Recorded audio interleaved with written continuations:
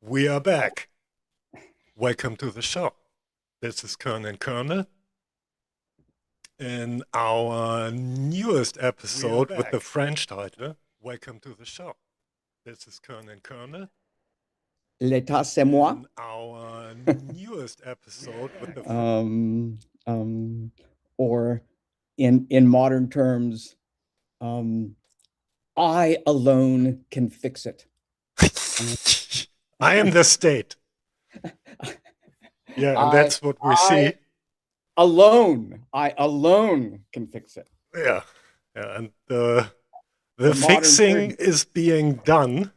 And what we have now is World War III and Civil War. Yeah, right. Welcome to the show. Hello, darkness, my old friend.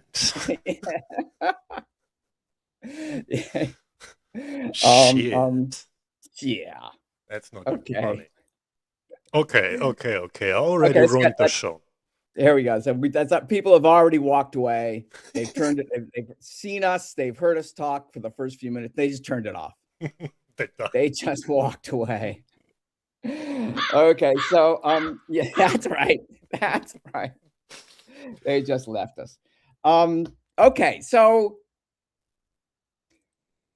what I'm doing here, actually, I like to say what we are doing here, because this is a matter of the we, I think, which is the value of what our fearless leader Kern is trying to do, I believe,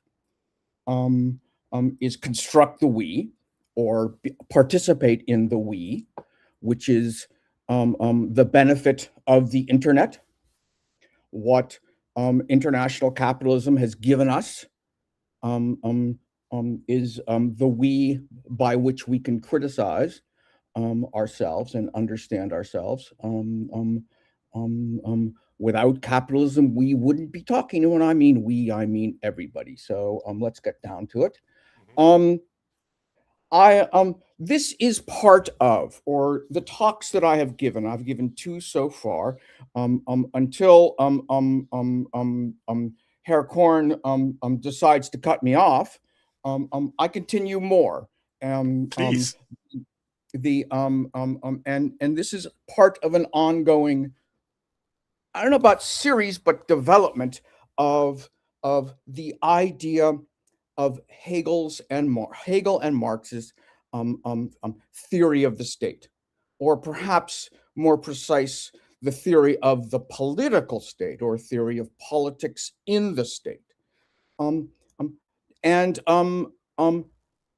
reason why there is hesitation in explaining what we are after, because this is not, or by Herr Kern doing this, is allowing me to bring what I'm thinking to us. And one thing I am thinking, and I am bringing this to the we because I think only we can do it, and that is, in a very specific theoretical sense, construct Marxist Hegelianism. There is, and which is something that in itself is hard, if not impossible, maybe in a good way, and that is take two theorists together to construct ways of looking in the world, understanding the world, experiencing the world, and acting in the world in terms of two connected, but in a sense, of course, separate philosophers, Hegel and Marx. In other words, this requires looking at the relationship between two texts, or two sets of texts. It's easy to be a Marxist. One reads Marx, assumedly. Actually, that's not true. It's not easy. But the same with Hegel. But we want to put the two together in terms, and thereby construct a coherent theory, which, of course, the coherence is difficult because it must be made by us. There is no single line of texts. A number of texts must be brought together in order to construct an efficacious and perhaps momentarily comprehensive worldview. This, of course, will be deconstructed in the future, as all theories are, and perhaps as all theories should be. But I am bringing now, speaking to this is sort of what I am doing. I am bringing my original 5-year-old self sort of to everybody and saying, look, do this with me. We can do this together.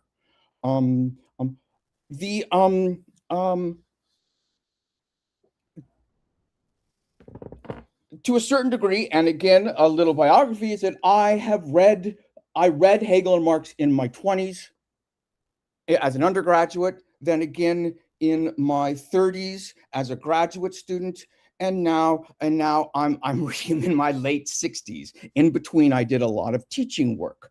In reading, so what I am quite familiar with the philosophy of right.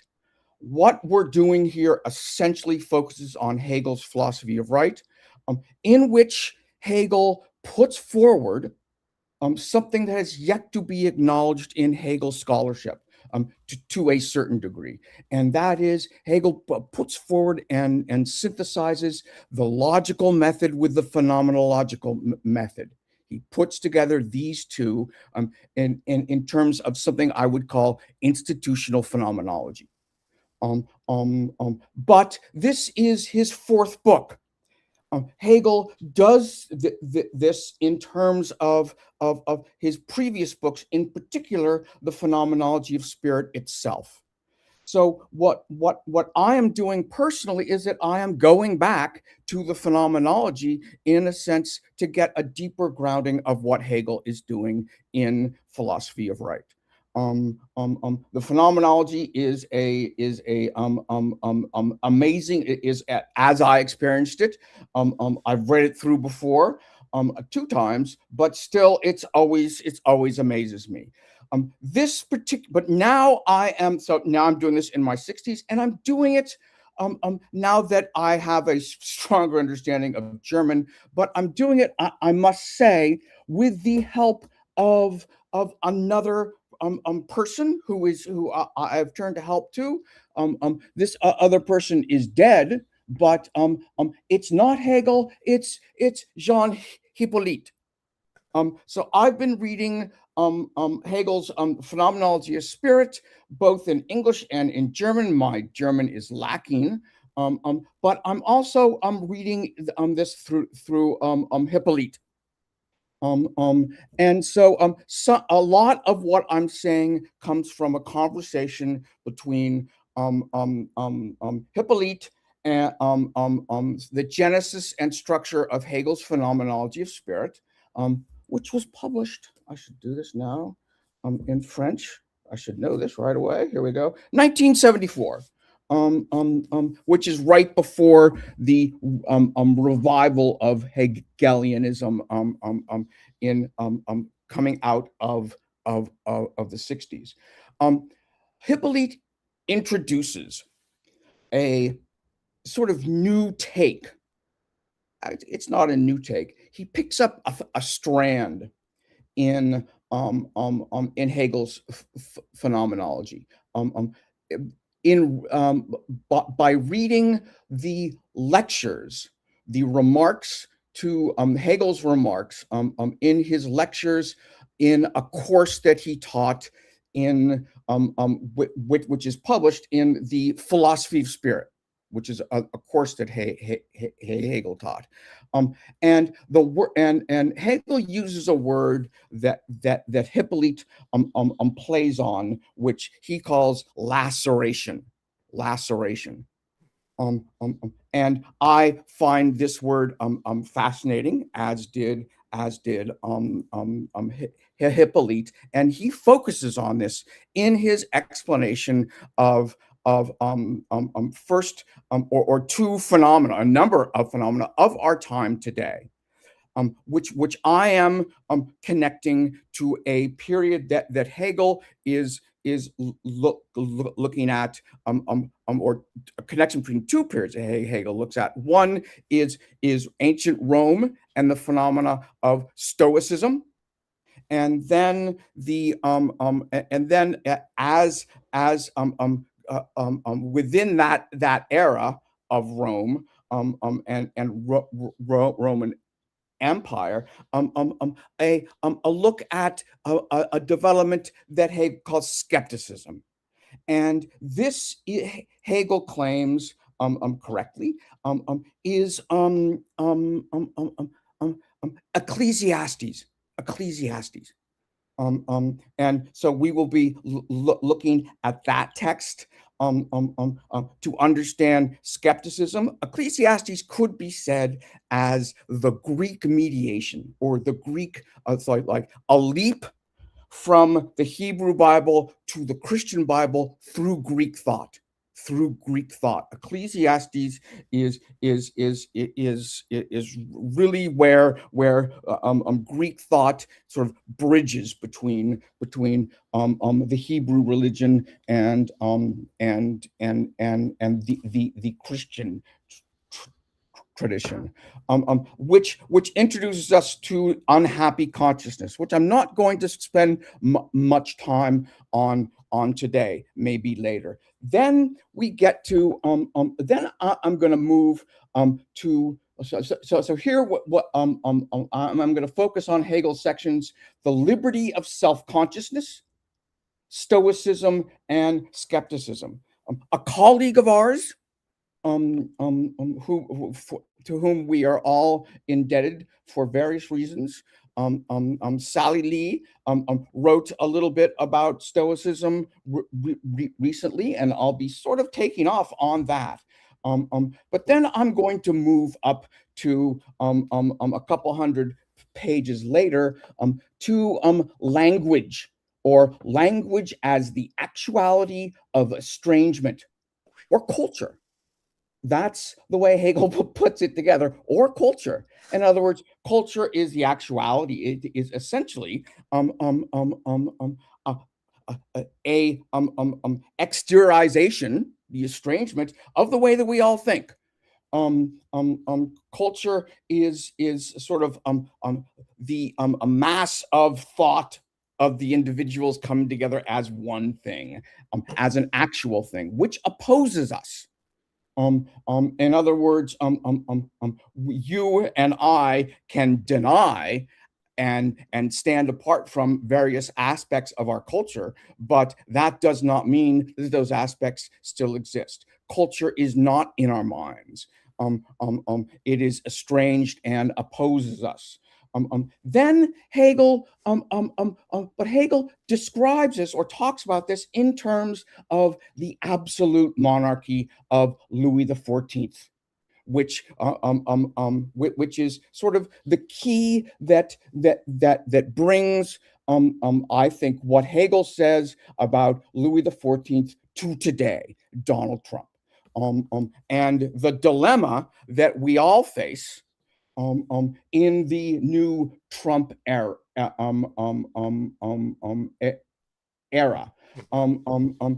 So I want to explain it how, and so to go back to the differences between these two. There is a subtle difference that I want to point out that distinguishes between Louis XIV claim that l'état c'est moi, which is the state is me, and Trump, who says I alone can fix it. The it meaning, well, the world. When Trump says it, he doesn't say I can fix this or I can fix that. He sort of thinks that he is, to a certain degree, the savior of everything. He can fix it. He can fix it all. But there is a difference between the two.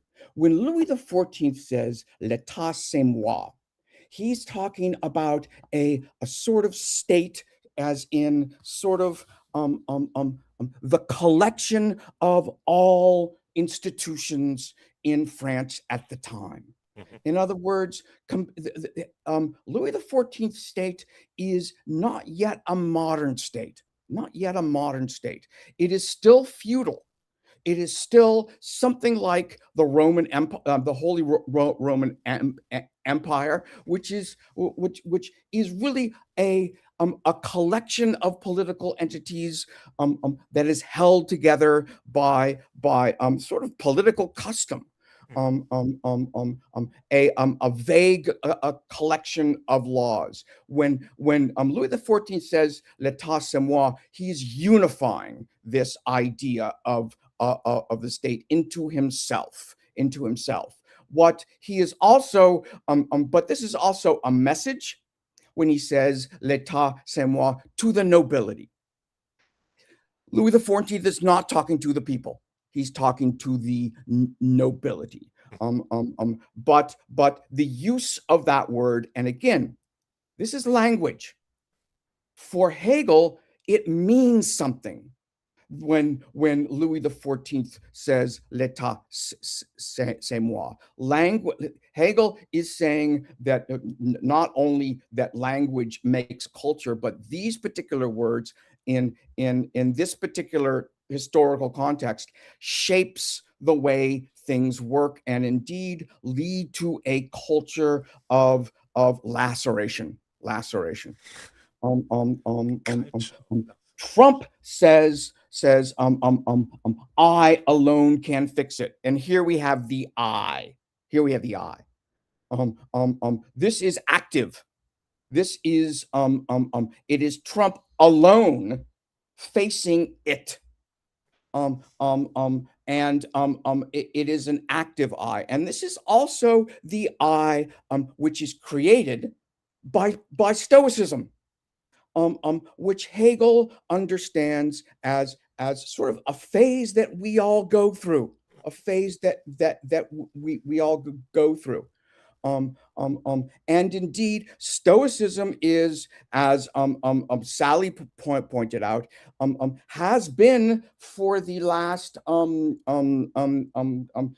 years, 20 years, sort of a prevailing culture of white men today. Mm. And along with a revival as farce of the Roman Empire.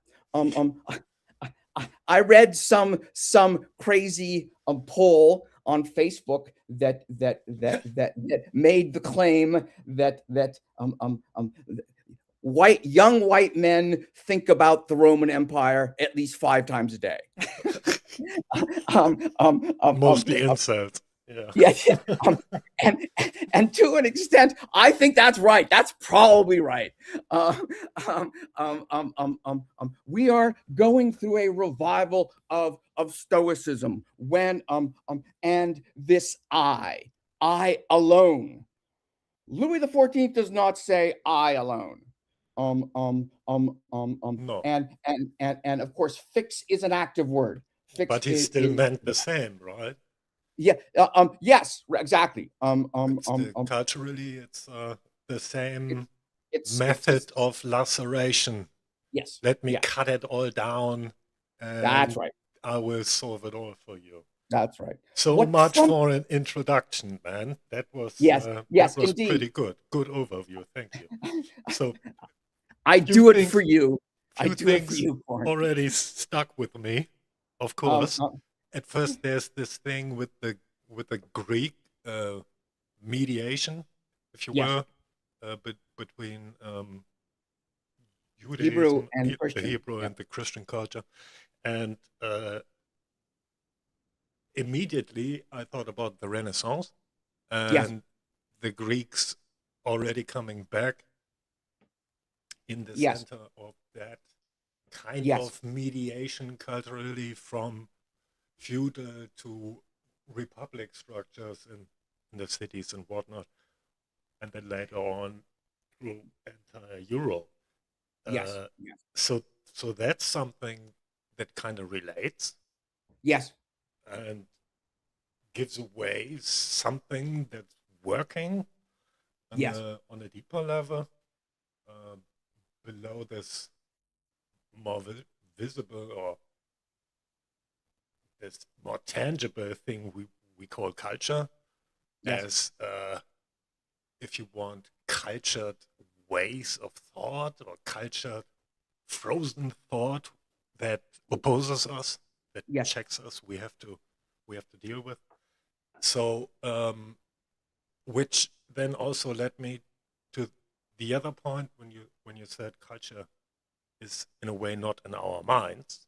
It's Yes. also in our minds because it Yes. constantly opposes us. So Yes. we Yes. cannot Yes. really get out of it.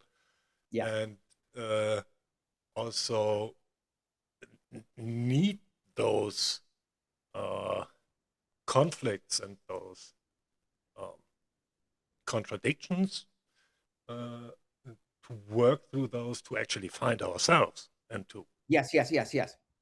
complete our individualization. Yes. Yes. Find Yes. something like a personality that's more than just a simple copy of a copy we just Yes. reproduced from this cultural, Yes. uh, Yes.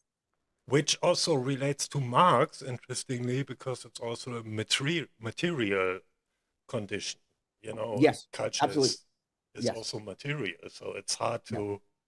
to even point to borders in a way. So Yes. yeah. So with regret for me, when I think of the Renaissance era, I think of it as a tragedy, and I think of it as the tragedy specifically of Machiavelli. Machiavelli goes back to the Roman Republic, and he tries to sort of discover politics, and this is as Republican politics, and this is from a reading of both The Prince and the discourses on Livy. Indeed, the Italy is torn apart, lacerated, so to speak, by invaders, and And Machiavelli. Italians Yeah, Italians. Well, also, first the French, then the Spanish, um, and um, the um, Germans. and the Germans. um, um, um, but this so oddly enough, so this sort of solidness of culture. Hegel has some interesting things to say about this. Um, um, um, and indeed, we can when we look at Trump, because Trump has a problem. The I alone can fix it is now faced by a rising we. Trump is Trump is befuddled by the we.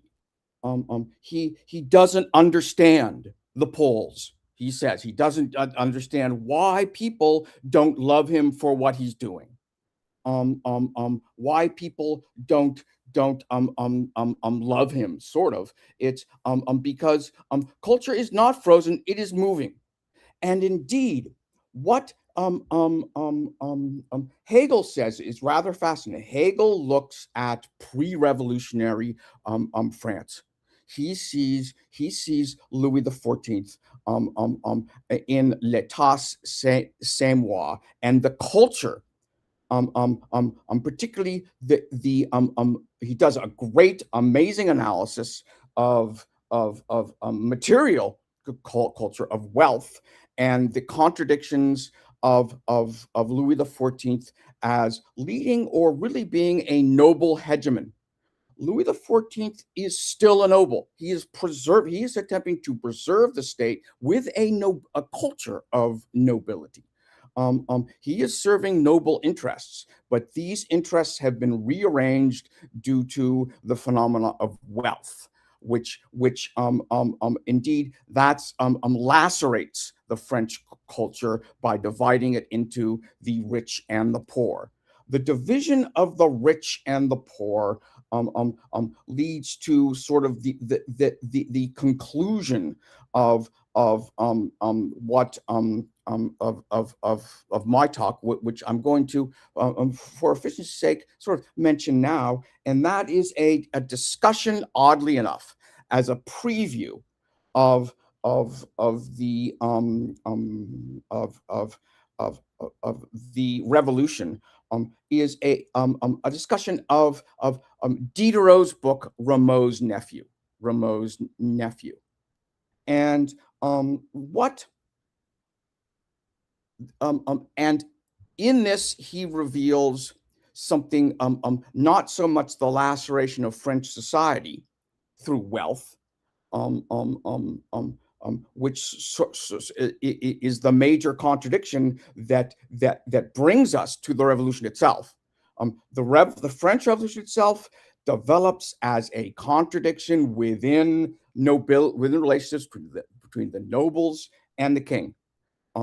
In particular, also the relationship between law and politics, or the I, having to do with the nobility, nobility's power lying in the French Parlement, which is essentially legal courts. But that's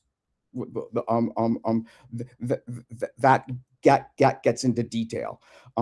The final, which is sort of which I want to bring up now, because I might not get to it later, because I do go on, is this book Rameau's Nephew, written by Diderot, and it had just been translated by Goethe, and that's how Hegel gets his hands on it. And Hegel sees an amazing contradiction there. And this is that, so Rameau's Nephew is a discussion between a philosopher, let's call him, who was sort of played by in a discussion by Diderot himself. And Diderot is sort of play acting here. He's playing as a decent philosopher. Think of this as a philosopher with tenure. Somebody who is trying to do the right thing, trying to understand what's right and good for the world he lives in, which is pre-revolutionary France, the Ancien regime. And then there is Rameau's Nephew. Rameau is talking. Rameau himself is some functionary. I forget who Rameau was, but he's not the important person. It's his nephew. And Rameau's nephew is a young man without a job. Sort of, we can think of him as an adjunct professor or what we would call in those days a bohemian. And he is describing to Diderot, the philosopher, his viewpoint on life as a parasite. He is a bohemian. We could call him a hippie. He makes his sort of living off of the wealthy. One particular wealthy man, who Rameau's nephew sort of who sort of feeds Rameau's nephew. In part because Rameau's nephew, the nephew, entertains the wealthy man, and Diderot says, "How can you live this world of this persona of a parasite?" And what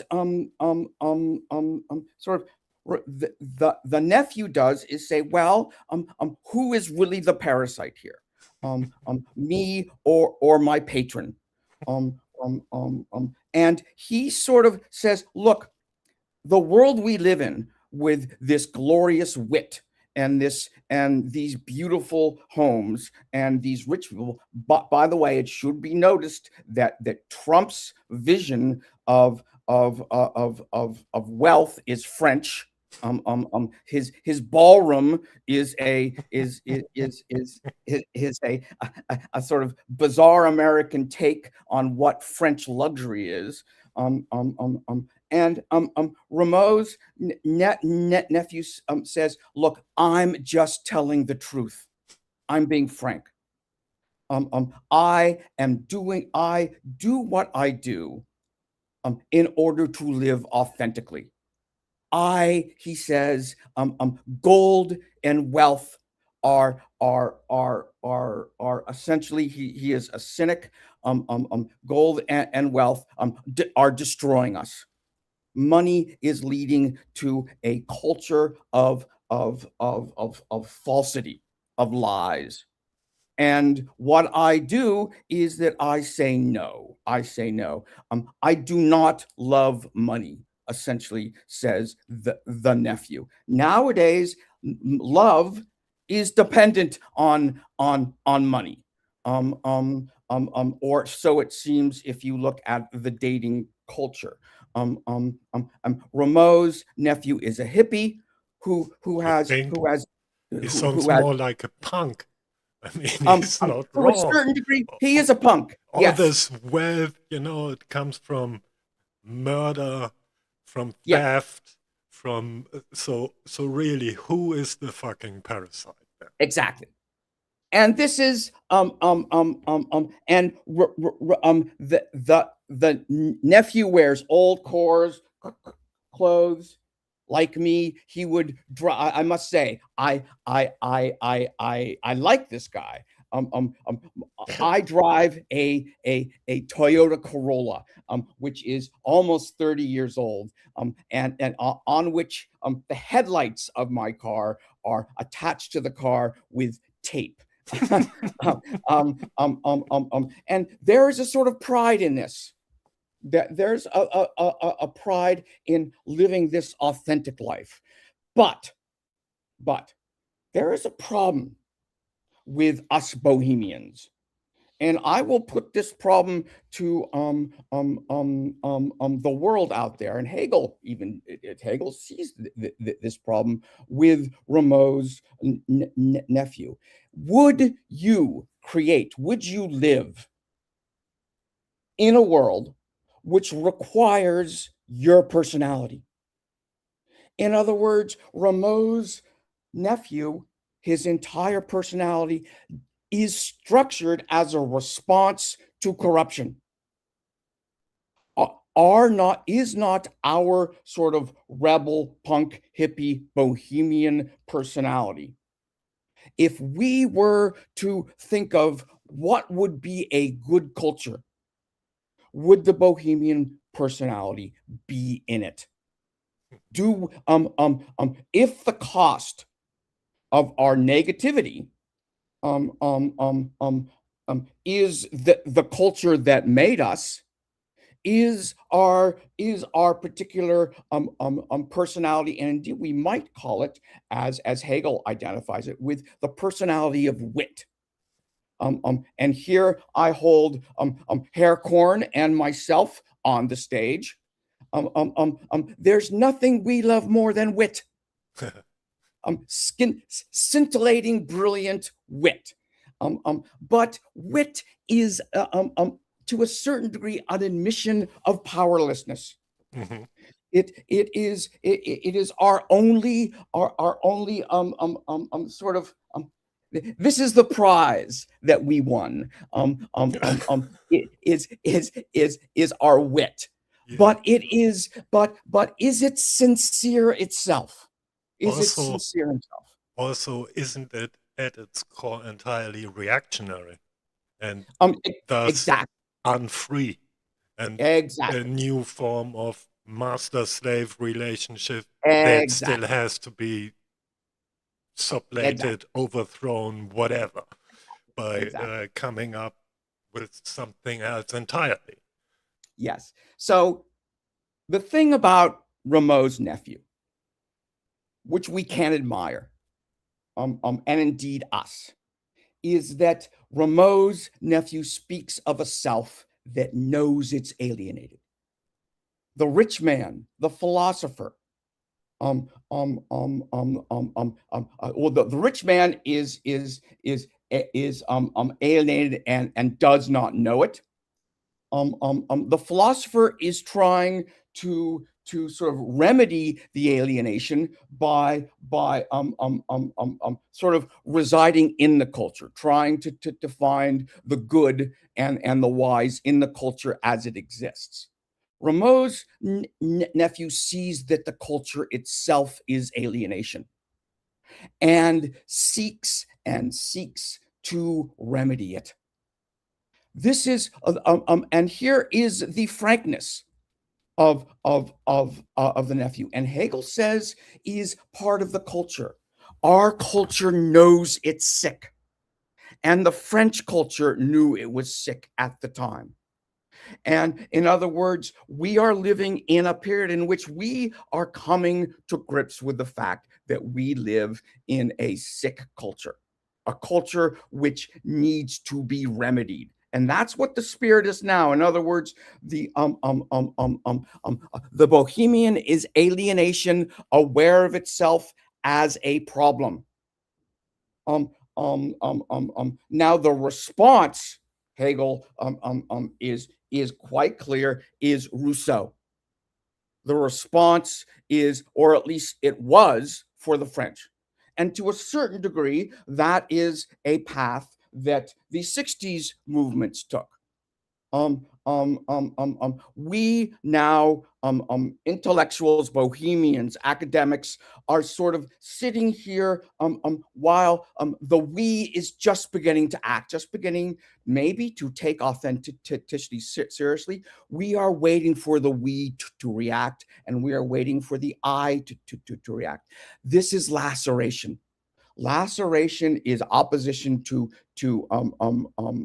but between the I and the we, but between Trump's I, which is sick and perverted, and our we, which is just beginning to try and act. But we have the French Revolution before us. And the French Revolution is sort of the next step, which Hegel describes not as he calls it absolute freedom and terror, absolute freedom and terror. In other words, now that I will talk about in specifically later, but for this issue, but right now I want to pose that we are in the same pre-revolutionary state. We are living in this period of laceration of our culture and laceration of our society. That's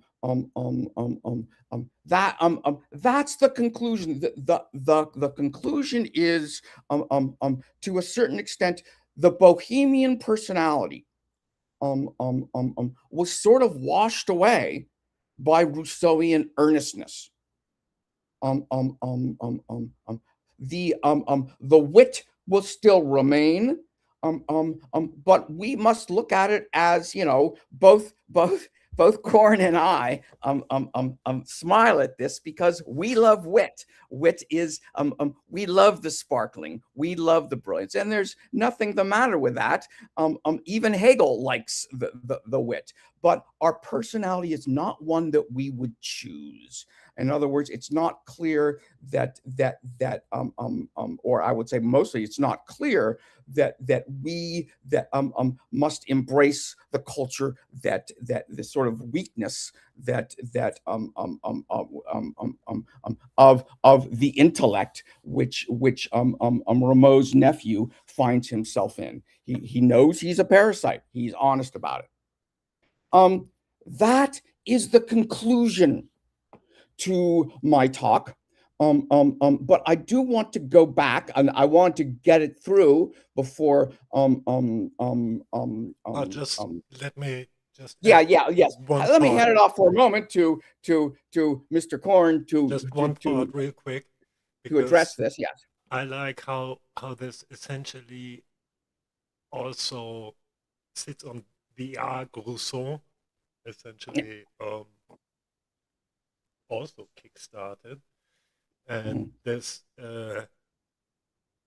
laceration, if you want, and this weakness that is at the core of this wit and this brilliance we find so attractive, that goes out into the world and is scared by the wildlings and whatever. Yes. In a way, leads to this point. Luckily enough, that is self-conscious about the entire situation. Yes. But what we find then is, well, what happened then? And you have this entire scenario with why won't they eat cake? And then a bunch of heads being chopped off. It's just Well, so Hegel makes the, helplessness. It's just helplessness. And then this helplessness is exactly what is on the table again Mhm. in this contradiction, and you can't really solve it between the I that thinks I can solve everything, Mhm. I can fix it all, and Yes. the we, Yes. which Yes. could actually fix it. Yes. Yes. Yes. Yes. So Hegel's next move, interestingly enough, which I'm going to talk about it, involves a well, the fact that we are waiting for Godot. We're waiting for the we. We're waiting for God. Indeed. So we search. So one thing that I do on Facebook, I don't doom scroll. I do just the opposite. So when I look at the utter tragic insanity of Renee Good's murder, what I look for when I scroll through my Facebook account, I look for evidence of a reaction of the we. In other words, I see people everywhere protesting. People are furious with this murder that the reaction seems to be so proud of. I'm looking for the we, and maybe it's happening. That's sort of what sort of we are. The Bohemians of the world, I think now are sort of like, well, maybe something's happening. But it does seem contingent. It does seem contingent. There's also Hegel, something else. There's two yeah, we's appearing. You have this yes, system that's of right. power that's Yes, closed up and already spun the narrative before most people yes, actually saw some pictures. yes, So yes, there's this yeah. this opposition to us The, forming this we. yes, yes. This is the laceration.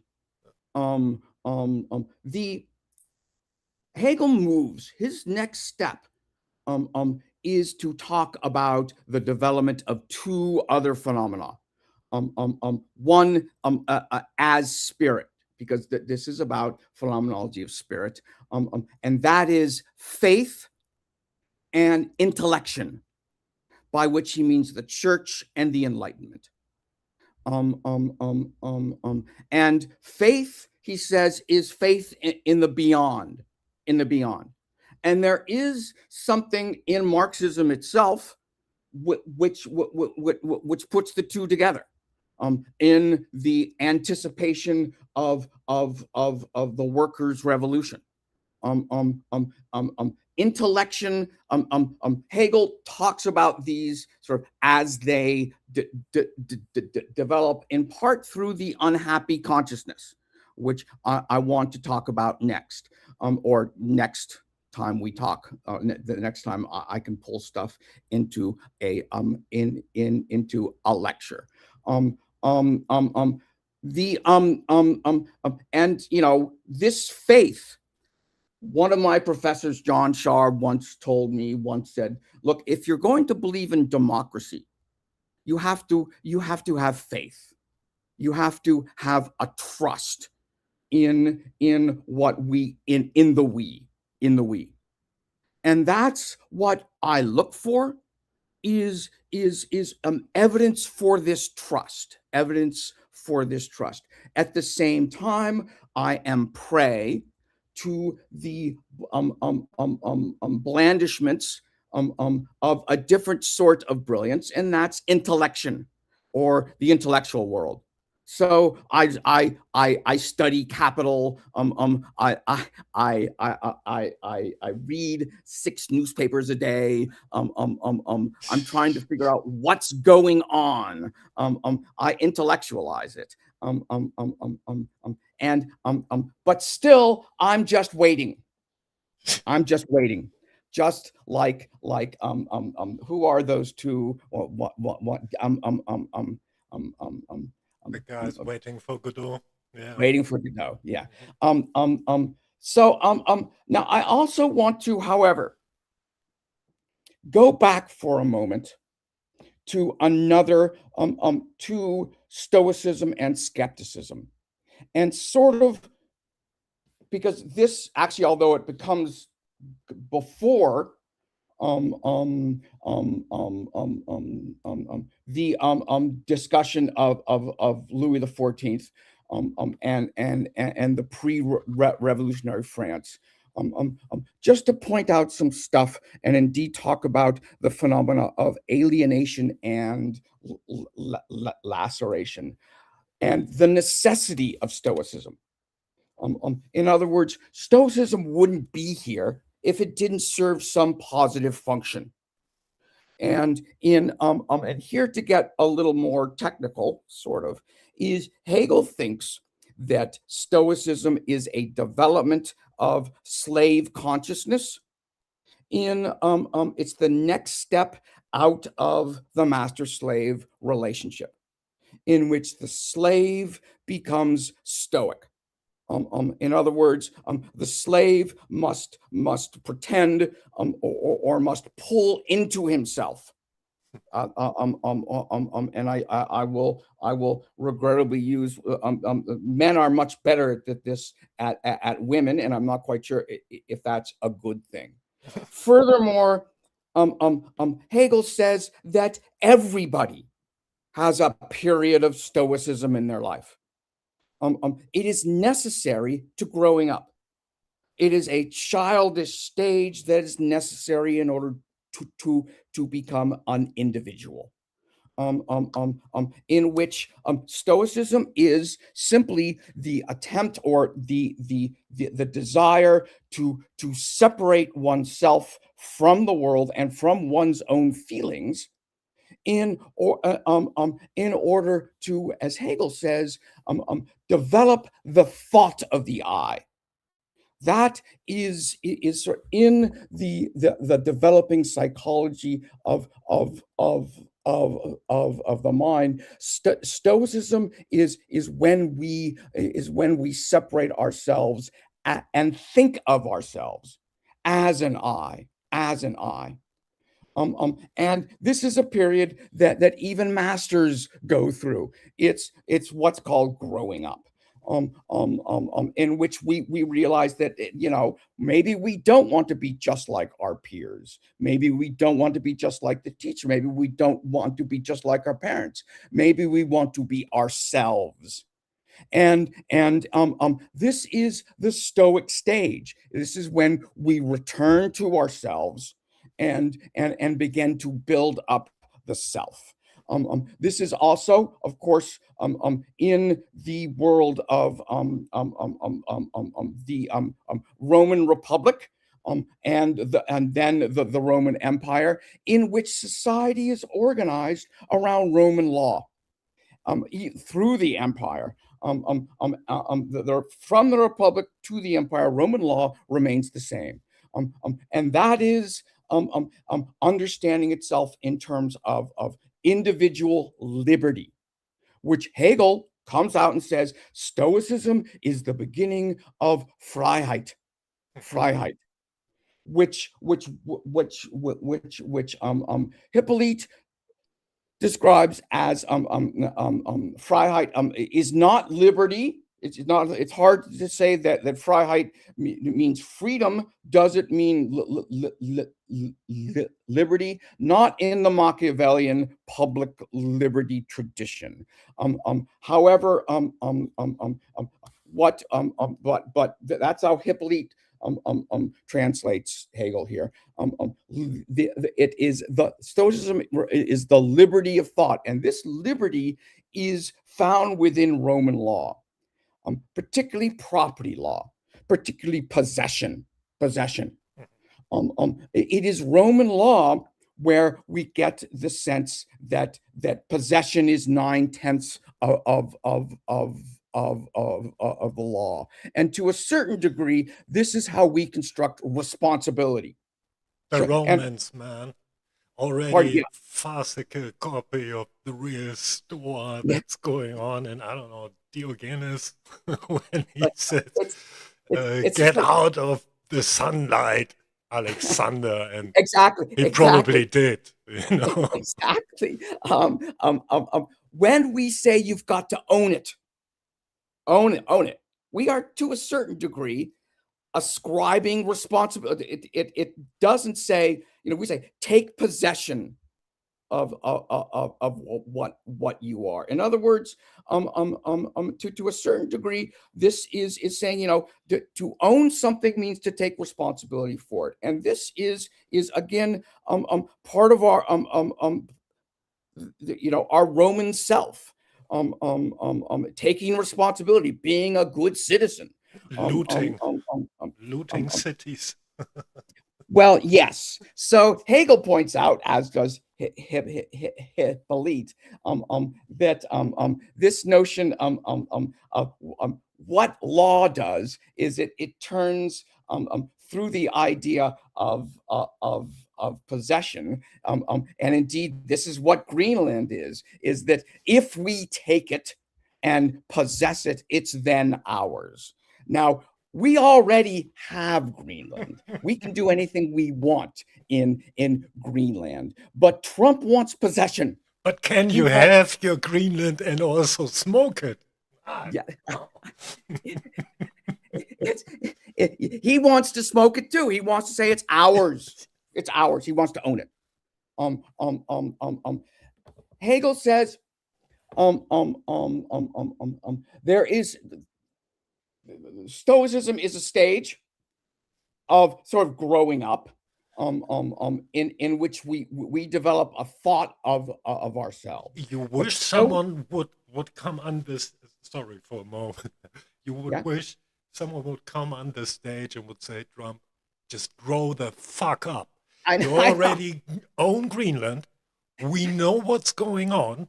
You're waiting for the fucking ice to melt. And you don't want Chinese buying harbors in Greenland and making all that money. That's what's going on. Thing. Why don't you tell us? The Chinese aren't going to take Greenland. They always talk about China. They're so fucking scared about Chinese investments because they don't know where to go with their money. So this is neo-royalism. This is Trump wants this because he wants his name on it. Pure and simple. He wants to call it Trumpland. Yeah, sure. That's all. This is his desire for Greenland is sheerly formal, which is why he's so useful for capital. That exactly. Yeah, this is the point. Hegel then goes on to talk to in this movement from Stoicism to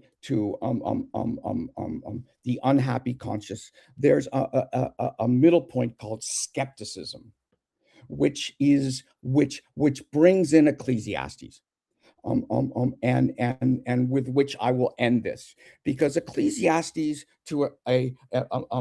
brings up the sort of lacerated consciousness again, and the dilemma of us Bohemians, and this is what skepticism is. It's not the sort of pulling into the I and the demand for the liberty of the I. Indeed, I must say that Kern, Kern, and Salili also, we very much cherish our I.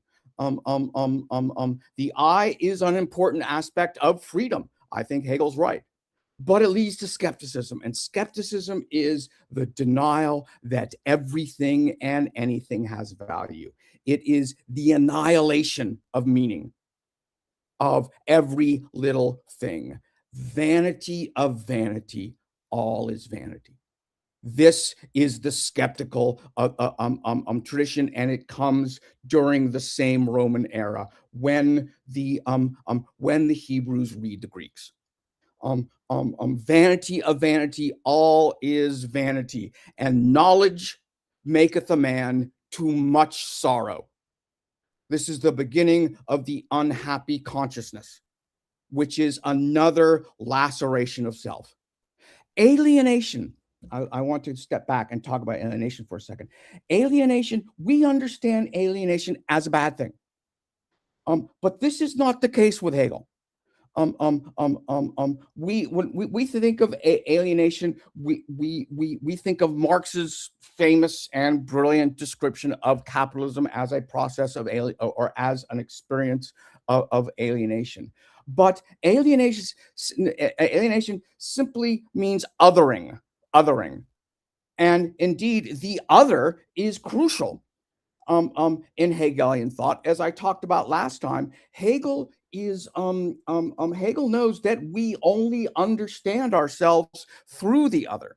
And this is the difference between Hegel and, in other words, Hegel steps off from Descartes, who I think that therefore I am. This is sort of like I posit myself and therefore I am, but there's no other there. There's no other there. Hegel sees that this othering has to take place within ourselves, in which, and this is the moment of stoicism, in which we distinguish ourselves from our momentary feelings. So I am angry. But when I say I am angry, do I mean I am always angry, or I'm angry right now? This is a problem with stoicism, or perhaps the problem which sort of sparks or leads to the development of stoicism. One good thing about stoicism, and this is back to language, the Stoic says I. And when the Stoic says I, the Stoic is talking about, is saying two things with this word I. One, he is the Stoic, and again I use the word he sort of self-consciously because it is I think a masculine position. He is making a statement about himself at the moment, but the I is universal. The I could be anything. So when I say I am angry, I am assuming that Herr Korn knows what I'm doing, because that I is empty, because he understands angry. When I say I am angry, I'm defining myself, but I'm defining myself as something that every I could be. The I introduces, indeed, this is the Trump's I. The I introduces in language the universal active self, which I think is right. However, in skepticism, so alienation is not serves a positive function in Hegel's thought. This is why, again, I would make an argument for laceration, which is a cutting. And it also sort of makes you shiver. Laceration is like the word slice. In German, it's Schnittewunde, which I can't find in. I have not yet found this in this word in the German philosophy of spirit. Hippolyte says that Hegel uses it in a course that he teaches. Maybe not. But laceration, I think, is much more active sort of. It makes us shudder when we use the word laceration, and it is much more of a negative or dangerous position of the spirit. the spirit which lacerates them. To a certain degree, to be a bohemian is to sort of try and remedy one's own self-laceration. The skeptic is different. The skeptic is, again, Ecclesiastes. Knowledge maketh a man to much sorrow. But at the same time, it is it is the sort of it is the I which concludes all is vanity. In other words, it is the I which sort of looks at every aspect of the world, indeed goes through the entire world and says it's vanity, it's vanity, it's vanity. The Ecclesiastes is an incredibly lonely, incredibly lonely place. It is indeed unhappy. It is indeed unhappy. It is the beginning or the development of cynicism, which whom and indeed Diogenes, who just wants a little bit of sun.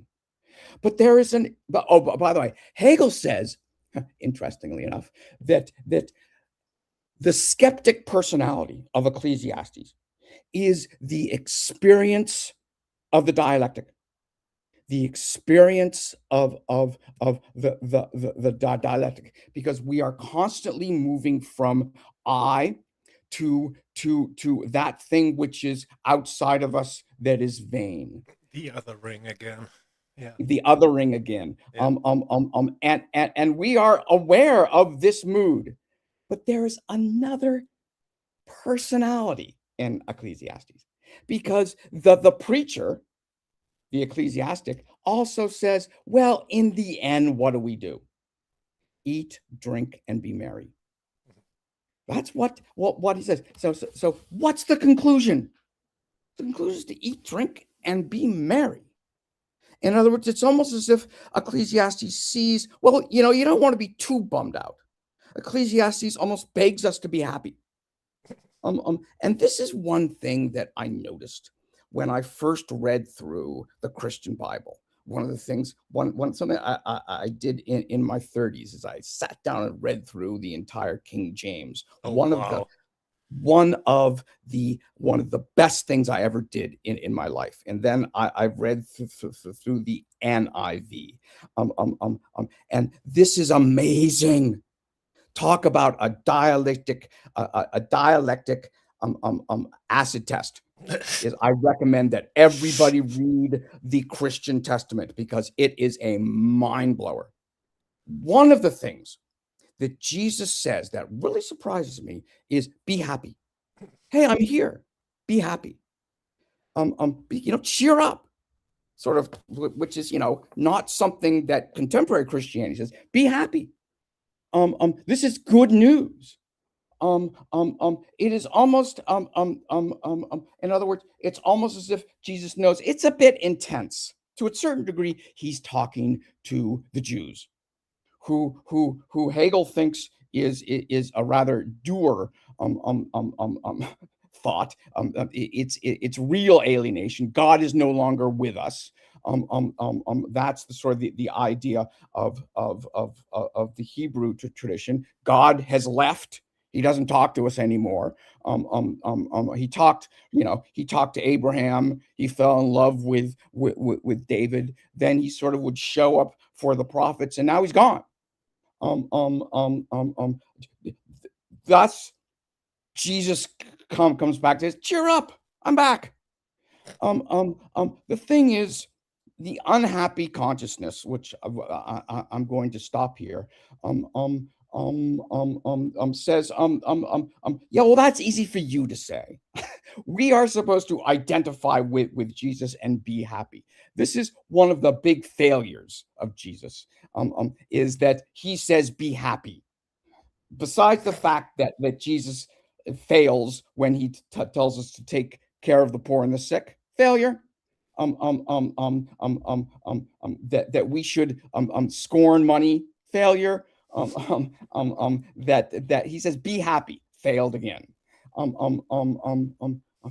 We live the unhappy consciousness, which Hegel is clear is sort of Christianity. The unhappy consciousness is Christian, sort of self-conscious, which is the realization that we aren't God.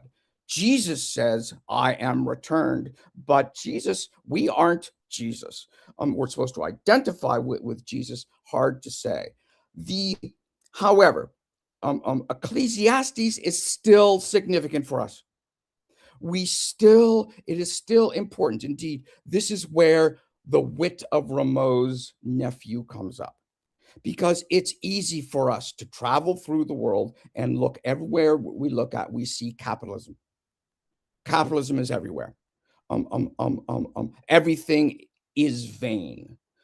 I do not think, and this is where sort of the foundation of wit is in pointing out how vain everything is. But this itself is a position of vanity. This is both grandeur and despair. The position of wit. Wit conceals despair. Hey, and then, but the second person is eat, drink, and be merry, and that's what Rameau's nephew concludes. Says, hey, I got a good. The rich man gave me a good meal. But there is a confession there of weakness that Hegel comes out and says. I think that we are stuck in the Ecclesiastes mode, a mode in which the I and the we internally is lacerated, because we can't find everything in our life we can look at. So I look at Hegel and I say to myself, I've conquered Hegel. I've read Hegel. That's vanity. Everything in our lives we can say is vanity. And similar to the Stoic, if you want to respond to the Stoic, there's a great line that Hegel has. The problem with the Stoic is that the Stoic has shut himself off from everything on the outside. Well, the question is, what's the content of yourself, Mr. Stoic? How did you get to be who you are? Or, in other words, you can ask the Stoic, okay, Mr. Stoic, what is the good and the wise? What is that? Stoicism has no answer.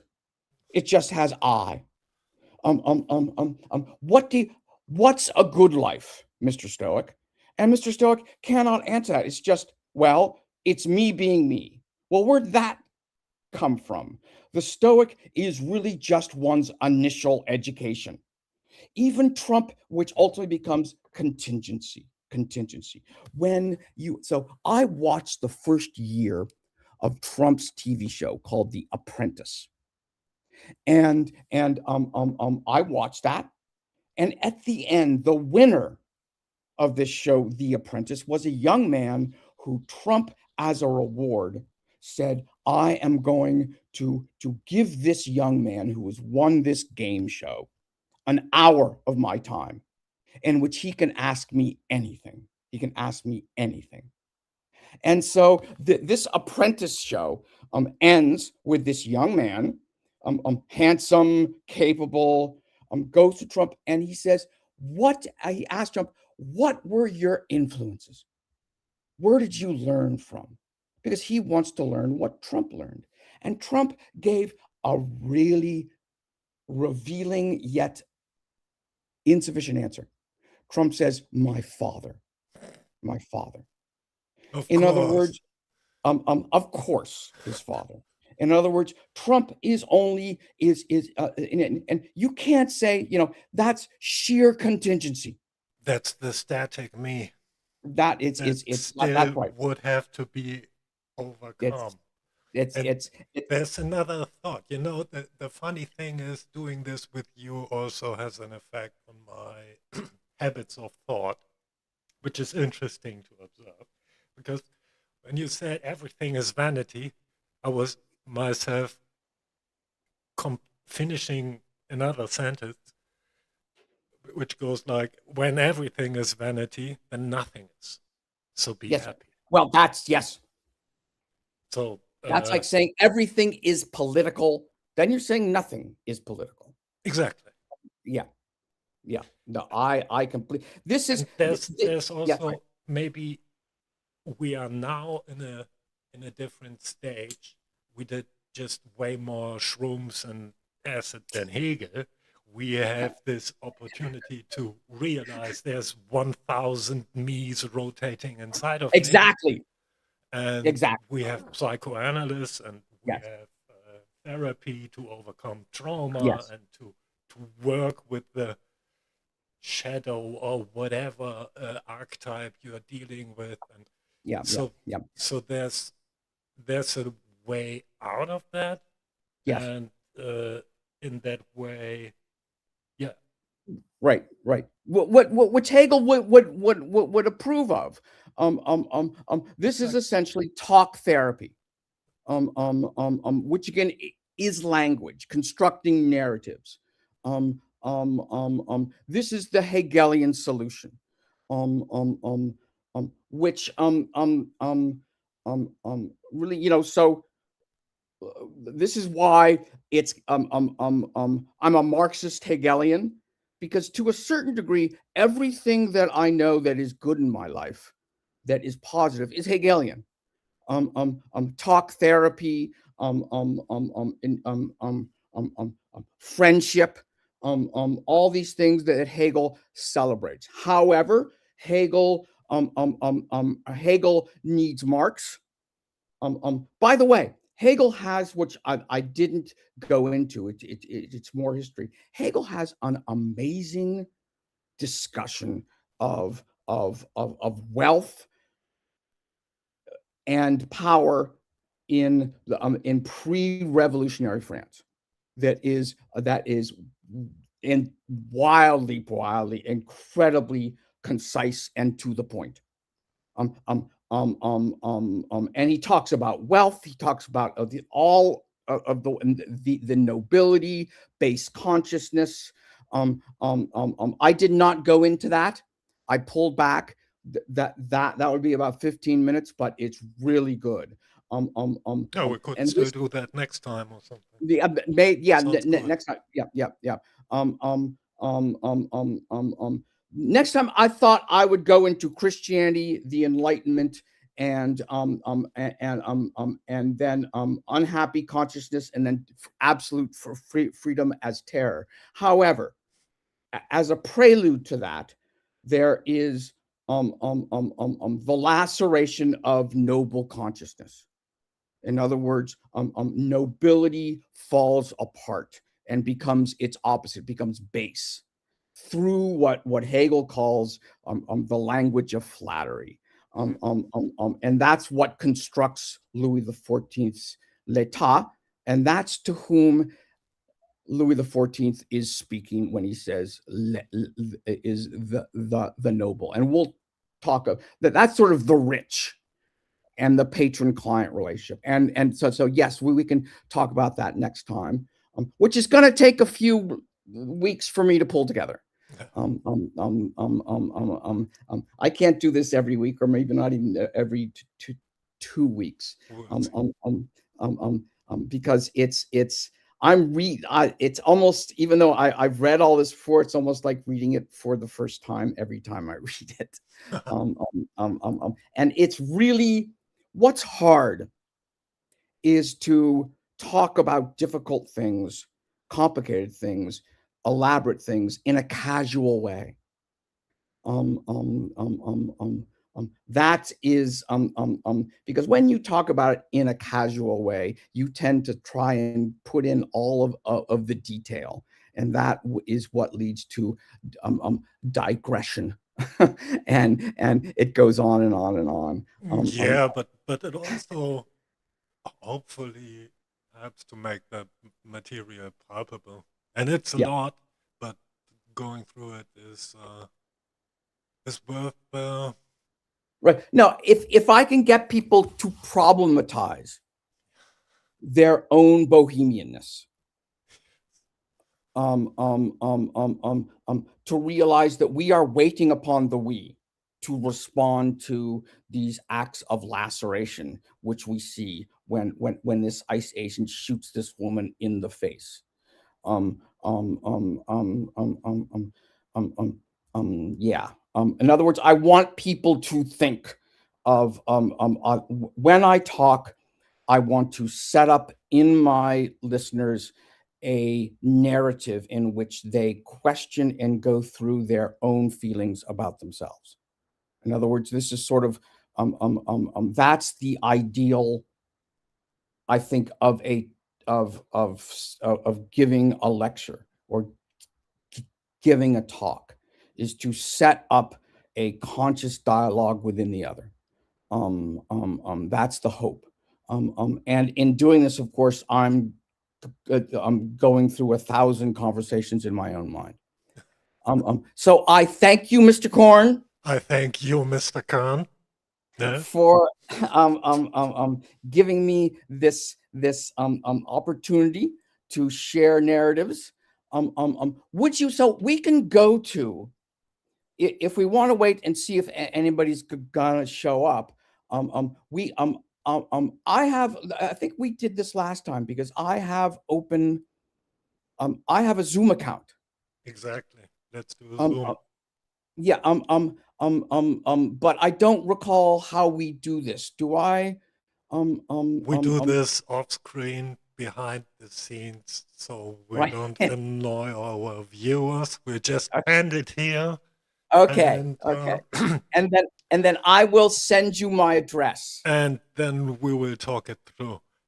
So thanks for chiming in, people. Maybe join us in about I don't know, 10 minutes or so. Yeah. Excellent. Then by then we will have figured out the technical details, and there will be a link on the Patreon side. While you're on site, you could also support the show, because why not? See you next time. And see you next time. Maybe in a few minutes, join us. And I'll see you tomorrow too, people, because I'm going to be on after the Frome discussion. See, there's a lot going on in the Zoom. A so lot. Why don't you?